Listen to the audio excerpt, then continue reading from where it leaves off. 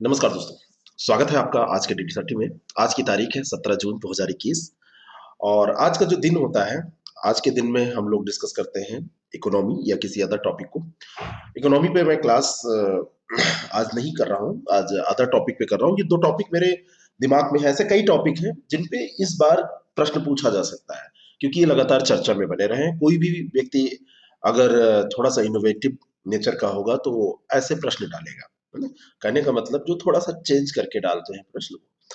तो आज हम 2 टॉपिक इसमें कवर करने जा रहे हैं। एक तो पीएम केयर फंड, जो प्रधानमंत्री राहत कोष है उसको, और साथ में दूसरा टॉपिक इसके अंतर्गत हम एनएचआरसी भी डिस्कस कर लेंगे और करंट अफेयर के प्रश्नों को तो हम देखेंगे। पहला प्रश्न है, छोटा सेशन होगा, छोटे-छोटे प्रश्न हैं, बहुत बड़े प्रश्न नहीं है, क्योंकि ऐसे प्रश्न छोटे ही पूछे जाते हैं।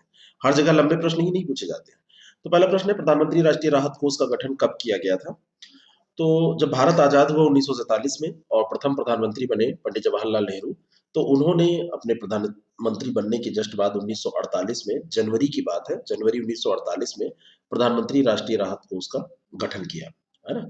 और उन्होंने जनता से अपील की कि उसमें अंशदान दें, जिससे कि कोई जब आपदा आए या कोई ऐसी समस्या आए जिसमें पैसे की जरूरत है, तो उस पैसे से काम किया जा सके। अगला जो प्रश्न है, तो ये 1948 है और इसमें मुख्य उद्देश्य यही था कि जो पाकिस्तान से विस्थापित लोग आए थे, उनकी मदद करना उस समय सबसे बड़ा चैलेंज था, तो उनके लिए ये गठित किया गया था। अगला जो प्रश्न है, प्रधानमंत्री राष्ट्रीय राहत कोष की धनराशि का इस्तेमाल निम्नलिखित में से किस कार्य के लिए किया जाता है? तो राष्ट्रीय स्तर पर या किसी भी राज्य में, राज्य स्तर पर भी अगर प्राकृतिक आपदा आ जाती है, भाई राज्य तो पूरे केंद्र के अंतर्गत आता ही है, कोई भी राज्य हो, तो चाहे कई राज्यों में हो, ऐसा तो है नहीं कि भूकंप आएगा तो हर जगह आएगा। जैसे कोविड-19 आया तो पूरे देश में ही था। तो प्राकृतिक आपदा हो, दुर्घटना एवं दंगा हो, गंभीर रोगों का इलाज हो, हर एक चीज में, उपयुक्त सभी सब में प्रधानमंत्री राष्ट्रीय राहत कोष जो है, prime minister national relief fund जो है, उसका उपयोग किया जाता है। ठीक है? हर एक इसमें किया जा सकता है। जैसे भूकंप आ गया, बाढ़ आ गई, चक्रवात आ गया, प्राकृतिक आपदाएं आ गई, लोग किसी तरीके से मार दिए गए, दंगे में कोई दुर्घटना हो गई। और कई बार ऐसे भी देखिए इसमें मद है कि हृदय शल्य चिकित्सा, गुर्दा प्रत्यारोपण, कैंसर आदि के उपचार में मान लीजिए कि कोई अ, जो है अफोर्ड नहीं कर पा रहा है, तो उसके लिए प्रधानमंत्री अपने इस कोष से पैसा मुहैया करा सकते हैं, धन मुहैया करा सकते हैं और उसका इलाज हो सकता है। नेक्स्ट क्वेश्चन, प्रधानमंत्री राष्ट्रीय कोष को धन की प्राप्ति होती है, कहाँ से प्राप्त होता है?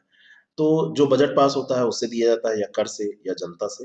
तो मैं आपको बताना चाहता हूँ कि ये कोई भी सरकारी पैसा इसमें नहीं होता है। जनता का जो कोष होता है, मतलब जनता के द्वारा जो दिया जाता है वही इसका कोष होता है, वही भंडार होता है। टोटली ये पब्लिक पे डिपेंड करता है, हम आप जो देते हैं, देना भी चाहिए, अंशदान करना चाहिए जब आपके पास हो। जब आप कमाएंगे तब की बात कर रहा हूँ, अभी तो आप अपना खर्चा चला ले, वही बहुत बड़ी बात है। ठीक है? तो प्रधानमंत्री राष्ट्रीय राहत कोष केवल और केवल जनता के अंशदान से बनता है, अगर ऐसा कहा जाए तो ये भी बिल्कुल सही है। कोई बजटीय सहायता इसमें नहीं होती है। अब इसमें थोड़ा सा केवल लगाने, केवल मैंने क्यों नहीं लगाया, क्योंकि इसमें अभी मैं आपको बता रहा हूँ, एक प्रश्न आएगा। जैसे कई बार सीएसआर जो होता है ना, कंपनियों का, उसके अंतर्गत भी इसमें निवेश किया जाता है। तो इसमें प्रधानमंत्री के अनुमोदन से ये राशि वितरित भी की जाती है और जनता का पैसा इसमें लगता है, सरकार का कोई बजट नहीं होता है। पूर्ण रूपेण ये प्रधानमंत्री के हाथ में होता है, इसी कारण से इसमें बवाल भी होता रहता है। तो ये सी चीजें ध्यान रखिएगा। अगला जो प्रश्न है, प्रधानमंत्री राष्ट्रीय राहत कोष से धन का वितरण करने के लिए निम्नलिखित में से किसकी अनुमति की आवश्यकता होती है? तो किसी की अनुमति और नहीं लेना है, प्रधानमंत्री स्वतंत्र है इसके पैसे को खर्च करने के लिए। जो हमारे पीएम है, प्राइम मिनिस्टर जो भी रहेंगे जब, तो उसको खर्च कर सकते हैं, इन्हीं की अनुमति। ठीक है? और ये जो निधि है, इसको अनुसूचित वाणिज्यिक बैंकों या अन्य संस्थाओं में विभिन्न रूपों में निवेश किया जाता है, जिससे कि ये पैसा जो है बढ़ता ही रहे, कम ना पड़े, है ना? और केवल जनता का पैसा होता है, इसमें बजटीय सहायता नहीं होती। ये बहुत बड़ा मुद्दा है, इंटरव्यू में कई बार खूब फंसा के इसको पूछा जाता है। कई बार जब ये चर्चा में रहता है तो इंटरव्यू में बार बार इससे क्रैश क्वेश्चन किए जाते हैं, है ना? तो ये ध्यान रखिएगा। और संसद द्वारा गठित नहीं होता है, केवल प्रधानमंत्री का अनुमोदन। सब स्टेटमेंट बेस्ड भी प्रश्न पूछे जाए तो आपको ये ध्यान में रखना चाहिए। अगला प्रश्न है, प्रधानमंत्री राष्ट्रीय राहत कोष के लिए किए गए अंशदान को किस धारा के अंतर्गत छूट प्रदान की गई है? कौन सी धारा है जिसमें छूट दी गई है?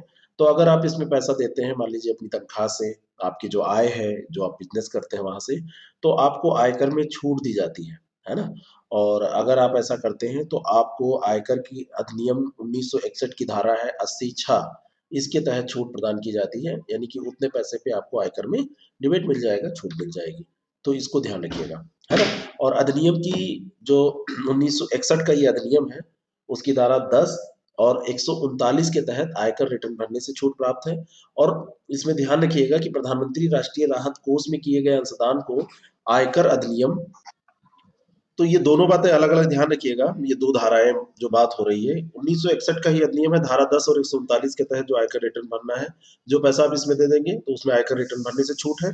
और जो कर योग आय होगी, उससे पूरी तरह छूट इसके तहत दिया गया है, धारा 80(6) के तहत। दोनों बातें समझ लीजिएगा पढ़ के।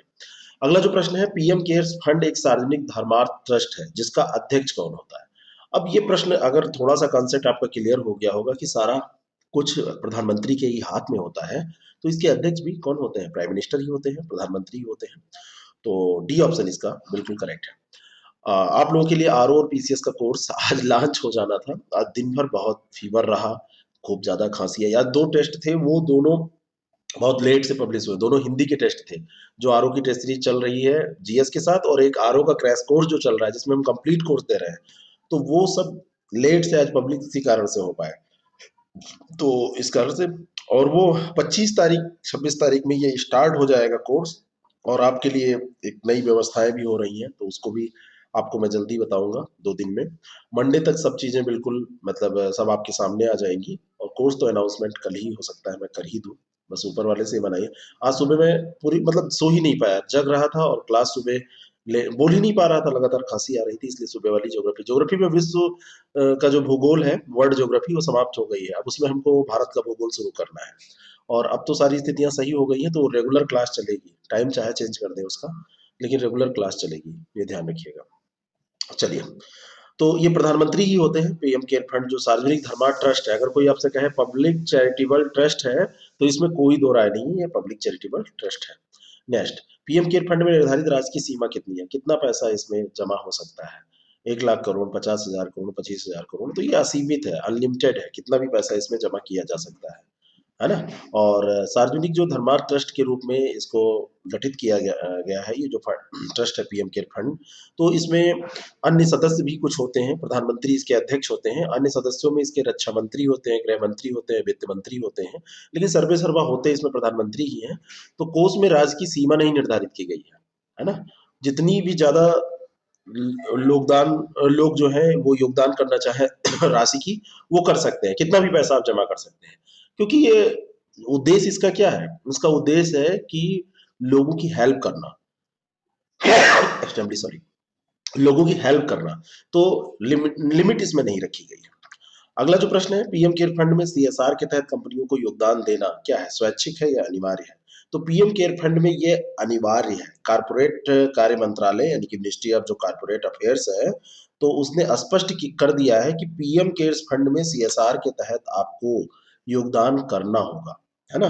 योगदान देना अनिवार्य कर दिया है। कंपनी अधिनियम 2013 के तहत सीएसआर का प्रावधान उन कंपनियों पर लागू होता है जिनका कुल मूल्य, नेटवर्थ 500 करोड़ रुपए से अधिक हो। मान लीजिए कि ये जो आपकी कंपनी है आईएस प्रेप, ये एक दिन 500 करोड़ रुपए से ज्यादा, मतलब कुल मूल्य इसका 500 करोड़ रुपए से अधिक हो जाए, कुल कारोबार ये इतना करने लगे, 1000 करोड़ रुपए से अधिक का कारोबार करने लगे, जो कुल मूल्य है वो 500 करोड़ रुपए से अधिक हो, कारोबार जो हो 1000 करोड़ रुपए से, और शुद्ध जो लाभ हो 5 करोड़ रुपए से अधिक हो, ऐसे अगर आईएस प्रेप करने लगे, तो आप ये मतलब सीएसआर के तहत 2% देंगे। किसको?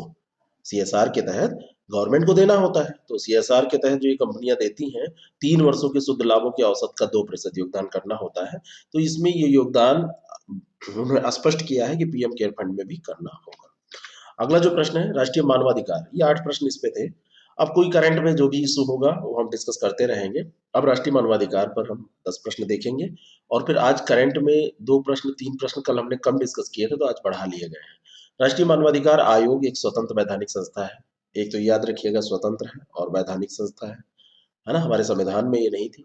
और इसकी स्थापना कब की गई? तो इसकी जो स्थापना की गई थी, ये 12 अक्टूबर 1993 को की गई थी। ए ऑप्शन बिल्कुल रट लीजिएगा। ये प्रश्न हमने डिस्कस किया था, और जस्ट उसके बाद 3 4 5 दिन बाद या ऐसे एग्जाम हुआ था, और उसमें ये प्रश्न पूछ लिया गया था, है ना? सीधा ऐसे ही। तो राष्ट्रीय मानवाधिकार आयोग एक स्वतंत्र वैधानिक संस्था है और इसका एक अधिनियम लाया गया था, मानव अधिकार संरक्षण अधिनियम 1993 में, और उसी के तहत 12 अक्टूबर 1993 को इसकी स्थापना की गई थी। अगला जो प्रश्न है, राष्ट्रीय मानवाधिकार आयोग का मुख्य कार्य क्या है? अब राष्ट्रीय, इसका नाम ही है मानवाधिकार आयोग, तो इसका काम भी क्या है? इसका काम भी ऐसा ही कुछ होगा कि जीवन के अधिकार को संरक्षित करे, स्वतंत्रता के अधिकार को संरक्षित करे, समानता के अधिकार को संरक्षित करे, और ये सभी तो मानवाधिकार हैं। तो ये उपयुक्त सभी हो जाएगा, डी ऑप्शन। कई प्रश्न ऐसे होते हैं जिसमें आप कंफ्यूज होते हैं कि एक कुछ मानवाधिकार नाम है तो मानवाधिकार के बारे में ही चर्चा की जाए या ऐसा कुछ। थोड़ा सा अपना जो अप्रोच है उसको ब्रॉड रखिए, थोड़ा सा उसको अपनी आंखें ज्यादा खोला करिए, है ना, और हड़बड़ी में क्वेश्चन मत टिक किया कीजिए कभी भी। ठीक है, तो मानवाधिकार आयोग का मुख्यालय नई दिल्ली में है और 12 अक्टूबर 1918 को इसने अपनी स्थापना के 25 वर्ष पूरे किए। इस कारण से ये बहुत ज्यादा इधर चर्चा में रहा था। तो अभी 19 में 26 और 20 में क्या हो जाएगा 27, और अभी 28 वर्ष 12 अक्टूबर को 2021 में पूरे हो जाएंगे। ठीक है, और ये सारे जीवन का, स्वतंत्रता का, समानता का अधिकार, इनकी रक्षा करता है, प्रहरी के तौर पर काम करता है। मानवाधिकारों की सार्वभौम घोषणा को कब अपनाया गया था? कब अपनाया गया था मानवाधिकारों की सार्वभौम घोषणा को? तो मानव अधिकारों की सार्वभौम घोषणा को 10 दिसंबर 1948 को अपनाया गया था। 10 दिसंबर 1948 को। इसको क्या कहते हैं? Universal declaration of human rights, UDHR, है ना, यूडीएचआर को। ये एक ऐतिहासिक दस्तावेज है संयुक्त राष्ट्र महासभा का, उसके द्वारा 10 दिसंबर 1948 को पेरिस में अपनाया गया था। एक तो ये भी फैक्ट याद कर लीजिएगा। ठीक है, पहली बार मानव अधिकारों को सुरक्षित करने का प्रयास ये 10 दिसंबर 1948 को जब इसको अपनाया गया तभी किया गया था। और इसी कारण से 10 दिसंबर की जो तिथि है उसको मानवाधिकार दिवस के रूप में, यूडीएचआर की सालगिरह के रूप में मनाया जाता है, मानवाधिकार दिवस के रूप में। ठीक है, तो ये ध्यान रखिएगा। विश्व स्तर पर मानवाधिकार परिषद एक अंतर सरकारी निकाय है जिसका गठन किया गया था। तो इसका गठन कब किया गया था? इसका गठन फिर मानवाधिकार परिषद जो है, इसका गठन हुआ है 2006 में, है ना, और 2006 में भी 15 मार्च को हुआ है, 15 मार्च 2006। मानवाधिकार परिषद की बात हो रही है, ह्यूमन राइट्स काउंसिल की। ये इंटर गवर्नमेंटल बॉडी है और इसका गठन 15 मार्च 2006 को किया गया है। ठीक है, ये अंतर सरकारी निकाय है और संयुक्त राष्ट्र महासभा का प्रस्ताव पास करके इसका गठन किया गया था, इसको गठित किया गया था। पूरी दुनिया भर में मानवाधिकारों के समर्थन और संरक्षण के लिए ये कार्य करता है। अगर उनका उल्लंघन किया जाता है तो ये जांच का आदेश दे सकता है, जांच करवा सकता है, और इसके पास मानवाधिकार से जुड़े सभी महत्वपूर्ण मुद्दे और विषयों पर चर्चा करने का अधिकार है। ठीक है, और ये परिषद संयुक्त राष्ट्र महासभा में चुने गए 47 सदस्यों से मिलकर बनती है, ये भी ध्यान रखिएगा। नेक्स्ट, अगला जो है, राष्ट्रीय मानवाधिकार आयोग में अध्यक्ष सहित कुल कितने सदस्य होते हैं? बहुत इंपॉर्टेंट क्वेश्चन है, इसका उत्तर दीजिए आप लोग। इसका उत्तर दीजिए, फटाफट उत्तर दिया कीजिए। मैं इसीलिए स्पीड से चलता हूँ क्योंकि आपकी उत्तर देने की क्षमता और आदत बढ़ जाए। तो इसमें मानवाधिकार आयोग में एक अध्यक्ष और उसके बाद में 6 सदस्य होते हैं। तो अध्यक्ष सहित इसमें टोटल क्या हो जाएंगे? अध्यक्ष सहित अगर पूछा जाए तो टोटल 7 हो जाएंगे। एक अध्यक्ष होंगे और 6 सदस्य इसमें होते हैं। ठीक है, और इसके अलावा कम से कम 3 एक्स ऑफिशियो सदस्य होते हैं। ठीक है, और अध्यक्ष और सदस्यों की नियुक्ति राष्ट्रपति द्वारा प्रधानमंत्री की अध्यक्षता वाली एक उच्च स्तरीय कमेटी की सिफारिश के आधार पर। एक उच्च स्तरीय कमेटी होगी, वो सिफारिश करेगी, प्रधानमंत्री की अध्यक्षता में वो कमेटी गठित की जाती है। वो सिफारिश करेगी राष्ट्रपति को, फिर राष्ट्रपति उसकी सिफारिश के आधार पर अध्यक्ष का चुनाव करेंगे, है ना, सदस्य का और अध्यक्ष का दोनों का चुनाव करेंगे। इनका कार्यकाल जो होता है, इस पे एक प्रश्न भी है, 3 वर्षों या 70 वर्ष की उम्र में जो भी पहले पूरा हो, ये होता है। ठीक है, तो ये ध्यान रखिएगा। अगला जो प्रश्न है, राष्ट्रीय मानवाधिकार आयोग के अध्यक्ष और सदस्यों की नियुक्ति की जाती है किसके द्वारा? तो सिफारिश की जाएगी प्रधानमंत्री के अंडर में, एक कमेटी गठित होगी, लेकिन नियुक्ति की जाएगी राष्ट्रपति के द्वारा। तो ए ऑप्शन इसका बिल्कुल करेक्ट हो जाएगा। नेक्स्ट क्वेश्चन, राष्ट्रपति के द्वारा ये नियुक्ति होती है और इसमें एक अध्यक्ष सहित 7 सदस्य होते हैं। 7 सदस्यों में कम से कम 3 पद जो होते हैं वो एक्स ऑफिशियो होते हैं। एक्स ऑफिशियो सदस्य पदेन सदस्य होते हैं। 7 में से ही हैं ये। अगर आपने पिछले क्वेश्चन में समझ लिया कि अलग से 3 नहीं, टोटल 7 ही, 3 इसमें एक्स ऑफिशियो यानी कि पदेन होते हैं। पदेन की अंग्रेजी एक्स ऑफिशियो होती है। ठीक है, तो और इसको तभी हटाया जा सकता है जब सुप्रीम कोर्ट के न्यायाधीश की जांच में उन पर दुराचार या असमर्थता का आरोप सिद्ध हो जाए। और इसके अतिरिक्त आयोग में 5 विशिष्ट विभाग भी होते हैं, विधि विभाग, जांच विभाग, नीति अनुसंधान, कार्यक्रम विभाग, प्रशिक्षण विभाग, प्रशासन विभाग, ये भी जान लीजिए। और राज्य मानवाधिकार आयोग में अध्यक्ष और सदस्यों की नियुक्ति राज्यपाल द्वारा, राज्य के मुख्यमंत्री, गृह मंत्री और मंत्री विधान मतलब वो विधानसभा अध्यक्ष और नेता प्रतिपक्ष के परामर्श से की जाती है। तो जैसे वहां पे सेंटर में होता है, ठीक वैसे ही सेंटर की तरह ही यहाँ पर क्या है, स्टेट में भी ऐसे ही होता है। वहां पर राष्ट्रपति तो यहाँ पर राज्यपाल करते हैं। अगला प्रश्न है, राज्य मानवाधिकार आयोग में अध्यक्ष और सदस्यों की नियुक्ति किसके द्वारा की जाती है? तो सीधी सी बात है कि यहाँ पर नियुक्ति जो की जाएगी वो राज्यपाल के द्वारा की जाती है। ठीक है, डी ऑप्शन इसका करेक्ट हो जाएगा। चर्चा हम कर ही चुके हैं, एक्सप्रेशन पढ़ लीजिएगा। राष्ट्रीय मानवाधिकार आयोग के अध्यक्ष सदस्यों का कार्यकाल कितना होता है? तो 3 वर्ष या 70 वर्ष, जो भी पहले पूरा हो जाएगा वो कार्यकाल होता है।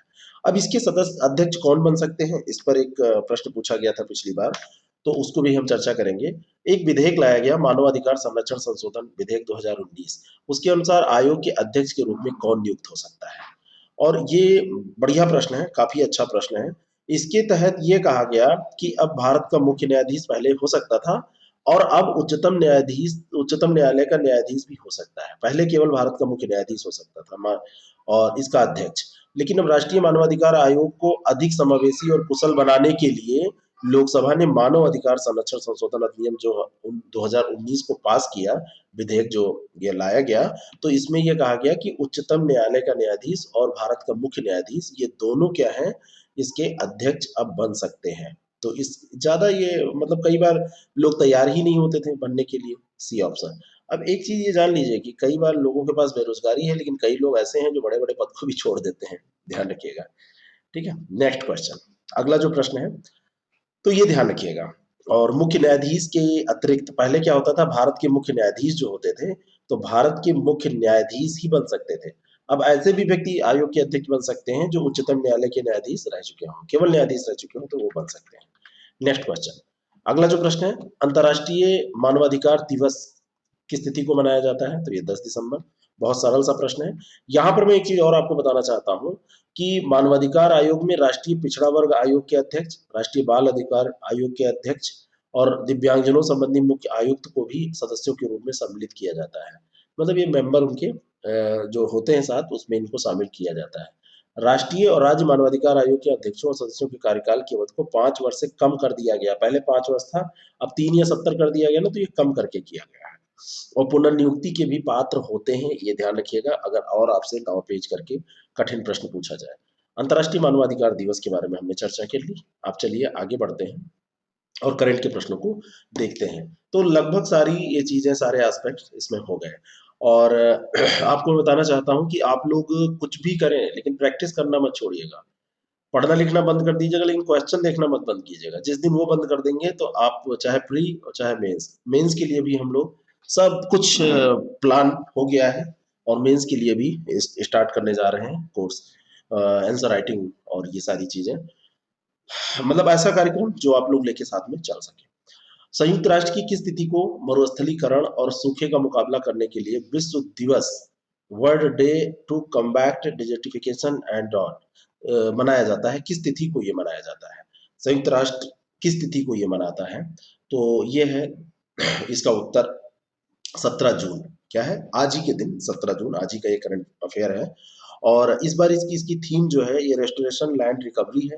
1995 में मरुस्थलीकरण से निपटने के लिए ये मसौदा तैयार किया गया, इसको घोषित किया गया। और सतत विकास लक्ष्य एसडीजी के लिए 2030 में पृथ्वी को क्षरण से बचाना, जो 2030 एजेंडा है उसमें पृथ्वी को क्षरण से बचाना शामिल किया गया है। और एसडीजी 15 का उद्देश्य भूमि क्षरण को रोकना है। एक दिन एसडीजी की लिस्ट पूरी हमने दी थी, पूरी एसडीजी लिस्ट आपको याद होनी चाहिए, बता दे रहा हूँ मैं, है ना? कहीं से कभी भी प्रश्न पूछा जा सकता है। हाल ही में किस केंद्रीय मंत्री ने आदि प्रशिक्षण पोर्टल लॉन्च किया है? इसका नाम क्या है? आदि प्रशिक्षण पोर्टल। और ये जो है वो है अर्जुन मुंडा। अर्जुन मुंडा क्या है? अर्जुन मुंडा जनजातीय मामलों के मंत्री हैं, है ना? जनजातीय मामलों के मंत्री ने, इन्होंने आदि का मतलब यहाँ आदिवासी है, तो आदि प्रशिक्षण पोर्टल को लॉन्च किया है।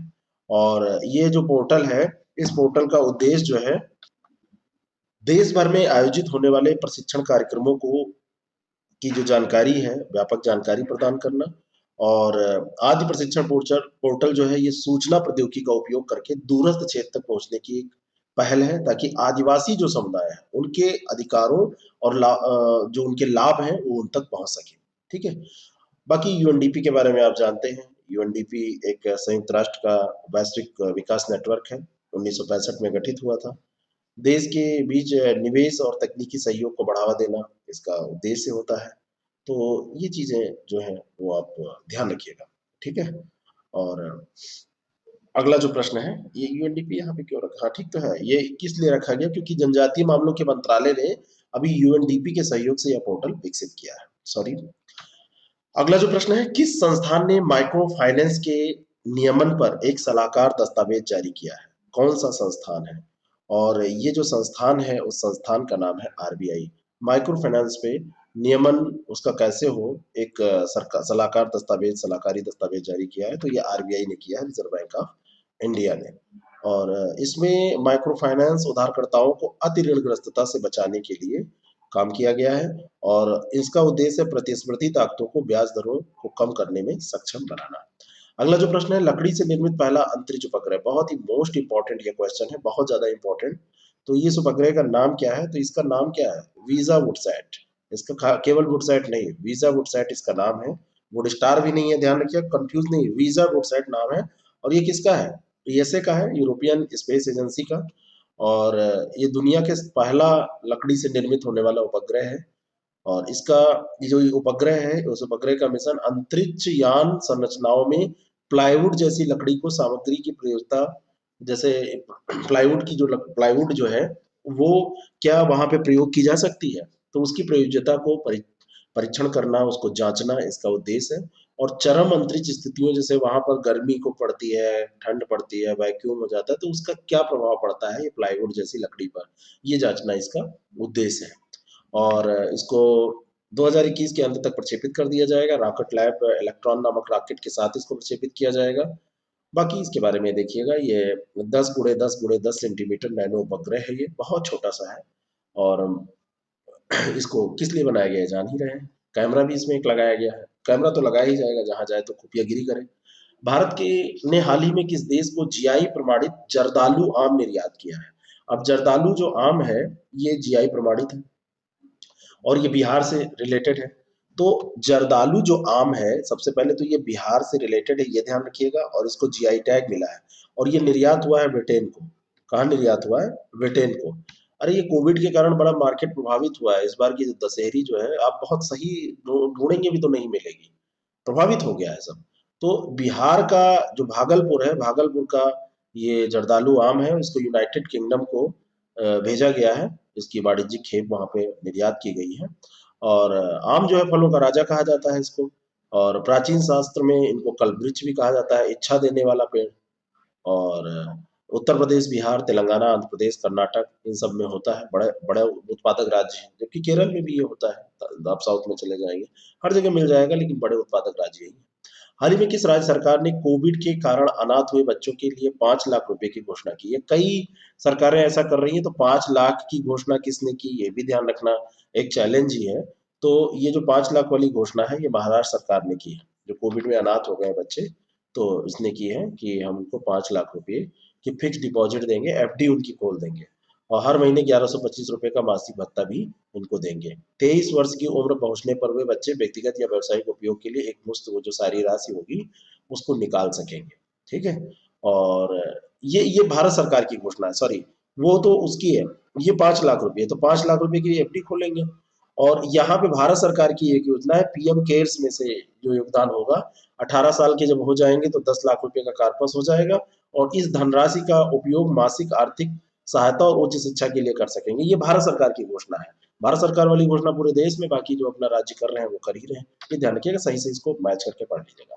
नाटो ने किस देश को वैश्विक सुरक्षा चुनौती घोषित किया है? तो नाटो क्या पूरा विश्व ही मान रहा है कि चाइना जो है अब किसी भी देश के लिए चुनौती से कम नहीं है। और नाटो के नेता अभी जब इकट्ठा हुए तो उन्होंने कहा कि चीनी जो है वो वैश्विक व्यवस्था को कमजोर करने के लिए काम कर रहे हैं। जो चीन है, ये चीनी लोग यही कर रहे हैं। और अब अमेरिकी राष्ट्रपति ने चीन के मानवाधिकार रिकॉर्ड, व्यापार प्रथाओं और चीनी सेना के मुखर व्यवहार के बारे में एकजुट आवाज में बोलने के लिए सहयोगियों को एक साथ लाने का जब प्रयास शुरू किया, तो उस समय जब नाटो ऐसा कह रहा है तो ये बहुत इंपॉर्टेंट हो जाता है। चीन ने कहा कि G7 विज्ञप्ति ने जानबूझकर चीन की निंदा की है और मनमाने ढंग से हस्तक्षेप किया है आंतरिक मामलों में उसके, वो तो चिल्लाएगा ही। नाटो की बात की जाए तो 30 यूरोपीय और उत्तरी अमेरिकी देशों का ये संगठन है। द्वितीय विश्व युद्ध के बाद रूसी आक्रमण के खिलाफ इसको गठित किया गया था, नॉर्थ अटलांटिक ट्रीटी के अनुसार। और 1949 में, अप्रैल 1949 में हस्ताक्षर इसमें किए गए थे। सामूहिक रक्षा के सिद्धांत पर ये काम करता है। इसके बारे में तो अक्सर हम चर्चा करते रहते हैं। यूनेस्को साइंस रिपोर्ट यूएसआर का नवीनतम संस्करण 11 जून 2021 को प्रकाशित किया गया। क्या ये सही है? तो ये बिल्कुल सही है, 11 जून को ये प्रकाशित किया गया था। पहला स्टेटमेंट ये बिल्कुल सही है, और ये विज्ञान प्रौद्योगिकी और नवाचार पर एक रिपोर्ट है। तो दोनों के दोनों स्टेटमेंट यहाँ पर सही है। सी ऑप्शन इसका बिल्कुल करेक्ट है। विज्ञान प्रौद्योगिकी और नवाचार यानी साइंस टेक्नोलॉजी एंड इनोवेशन, तीनों चीजों को ध्यान रखिएगा। और ये यूनेस्को की रिपोर्ट है, यूनेस्को साइंस रिपोर्ट बोल ही रहे हैं, यूएसआर इसको 11 जून 2021 को ये पब्लिश हुआ है। अब कोविड 19 में नवाचार, हर जगह तो कोविड 19 ही घुस जा रहा है। Stockholm International Peace Research Institute SIPRI yearbook 2021 के बारे में क्या सत्य है? ये अक्सर पूछा जाता है आपसे प्रश्न, ये परमाणु हथियार वाला। तो वर्ष 2021 की शुरुआत में भारत के पास सामान्यतः 156 परमाणु हथियार हैं, इसमें कहा गया, जो कि सही है। और इसने कहा कि जो विश्व के 90% परमाणु हथियार हैं, रूस और अमेरिका को हथियारों को मिला दिया है तो 90% कवर हो जाता है, ये भी सही है। और 2021 की शुरुआत में अनुमानित रूप से 13,080 परमाणु हथियार थे, है ना। 9 जो परमाणु हथियार संपन्न देश है उनके पास मिलाया जाए, तो ये सारे के सारे स्टेटमेंट इसके बारे में सही है। इस रिपोर्ट में और बात करें तो ये स्वीडिश थिंक टैंक है, Stockholm International Peace Research Institute, Swedish think tank है, स्वीडन का, ये ध्यान रखिएगा। इसने ये ईयर बुक जारी की, हर बार ये जारी करता है। और इसमें 2020 में पाकिस्तान के पास परमाणु हथियारों की संख्या 160 थी, जो बताया गया कि अब 5 और बढ़ गए, 165 हो गई है। और चीन के पास 2020 की शुरुआत में 320 थे, अब 350 हो चुके हैं, यानी कि लगातार ये लोग डेवलप कर रहे हैं। बाकी जो 9 परमाणु हथियार संपन्न देश हैं उसमें अमेरिका, रूस, ब्रिटेन, फ्रांस, चीन, भारत, पाकिस्तान, इसराइल और उत्तर कोरिया। पाकिस्तान भी देखे रहिएगा यहाँ पे है। और 2021 की शुरुआत में अनुमानित रूप से 13,080 परमाणु हथियार टोटल इन्हीं में, ये जो 9 देश हैं इन्हीं में थे, और 90% ये रूस और अमेरिका के पास इसके। अगला जो प्रश्न है, हाल ही में वयोवृद्ध अभिनेता और सामाजिक कार्यकर्ता चंद्रशेखर वैद्य का निधन हो गया। क्या ये सही है? बिल्कुल सही है। यहाँ पे चेक ये नहीं करना निधन हुआ है कि नहीं, निधन तो हुआ ही होगा। यहाँ पे ये चेक करना ये अभिनेता थे कि नेता थे, या सामाजिक कार्यकर्ता थे या नहीं थे। तो ये दोनों सही है। चेक क्या करना है ये तो जानेंगे। चंद्रशेखर वैद्य ने वर्ष 1954 में औरत तेरी ये कहानी फिल्म से अपने करियर की शुरुआत की थी। तो ये भी बात बिल्कुल सही है, और सी ऑप्शन इसका बिल्कुल करेक्ट है। 1950 दशक के बहुत लोकप्रिय नेता थे। और काली टोपी, लाल रुमाल, बारादरी, स्ट्रीट सिंगर, रुस्तम बगदाद जैसी फिल्मों में इन्होंने काम किया। और 1954 में औरत तेरी ये कहानी फिल्म से अपने करियर की शुरुआत इन्होंने की थी। 112 से अधिक फिल्मों में काम किया, और रामानंद सागर की टीवी सीरीज रामायण का भी हिस्सा वो रहे थे। तो ये इंपॉर्टेंट हो सकते हैं, पूछे जा सकते हैं। अगला जो प्रश्न है, हाल ही में किस देश के खगोलविदों ने हेलियोस्फीयर का पहला 3D मानचित्र विकसित किया है? तो ये सब काम अधिकतर कौन करता है? नासा ही करता रहता है, या मतलब अमेरिका करता रहता है? तो ये खगोलविदों की बात हो रही है, तो ये संयुक्त राज्य अमेरिका ने किया है। और संयुक्त राज्य अमेरिका ने की जो विज्ञानी हैं उन्होंने लास एलामोस नेशनल लेबोरेटरी है, लास एलामोस नेशनल लेबोरेटरी, उन्हीं के खगोलविद हैं, उन्होंने किया है। नासा से इसका कोई रिलेशन नहीं है। और 3D मानचित्र विकसित किया है हेलियोस्फीयर का, पृथ्वी की परिक्रमा करने वाले नासा के उपग्रह इंटरस्टेलर बाउंड्री एक्सप्लोरर के डेटा का उपयोग, देखिए आ ही गया, उसके डेटा का उपयोग किया है तभी मानचित्र तैयार किया है। तो नासा ना है इसमें तो कैसे काम बनेगा। किया लास एलामोस नेशनल लेबोरेटरी की, नासा का डेटा इसमें यूज किया गया है। बाकी ये ध्यान रखिएगा। और अंतिम प्रश्न है, और मैं बताना चाहता हूँ कि जो लोग डेली 30 सब्सक्राइब किए हुए हैं तो उनको इसका पीडीएफ दिया जाता है, उनका टेस्ट रोज का रोज वो दे सकते हैं। और साथ में अगर कोई उनकी क्वेरी होती है तो वो लोग डिस्कस कर सकते हैं, ग्रुप भी उनका है। और वीकली टेस्ट होते ही हैं। अब वीकली टेस्ट अब की बार और भयंकर होगा। अब की वीकली टेस्ट में सारे जितना पढ़े हैं सबके क्वेश्चन पूछे जाएंगे, सब रिवीजन होता रहेगा। तो अगर आप इसको सब्सक्राइब करना चाहते हैं तो I S prep academy app को डाउनलोड करके सब्सक्राइब कर सकते हैं। हाल ही में जीआई प्रमाणित जलगांव केले का निर्यात किस देश को किया गया? अब वहां पे जरदारू आम की बात हो रही थी, अब जलगांव केला। तो सब निर्यात और आयात की जिम्मेदारी हम ही लोगों की है। तो इसका निर्यात दुबई को किया गया। तो केला कौन खा रहा है? दुबई वाले। आम कौन खा रहे हैं? ब्रिटेन वाले। ये ध्यान रखिएगा। और ये जलगांव केला है, ठीक है, फाइबर और समृद्ध है खनिज से ये। और दुबई भेज दिया गया 16 जून को। जलगांव पड़ता है महाराष्ट्र में। जीआई टैग इसको भी मिला है, जरदारू को जैसे मिला है। तो ये ध्यान रखिएगा, क्योंकि ये जीआई टैग वाली चीजें इंपॉर्टेंट हो जाती हैं, ठीक है। तो ये सारी चीजें, और भारत के कुल उत्पादन में 25% की हिस्सेदारी के साथ केले का दुनिया का अग्रणी उत्पादक है। भारत जो है कुल उत्पादन का 25% उत्पादित करता है पूरे विश्व में। गुजरात, आंध्र प्रदेश केरल, उत्तर प्रदेश, तमिलनाडु, महाराष्ट्र, बिहार, मध्य प्रदेश, ये जगह पे भारत के केले के 70% का उत्पादन यहीं से हो जाता है। और बाकी डेटा ऐसे हम करते रहेंगे, इकट्ठा भी डेटा हम डिस्कस करेंगे। Thank you so much. इसको अच्छे से पढ़िएगा, टेस्ट दे दीजिएगा।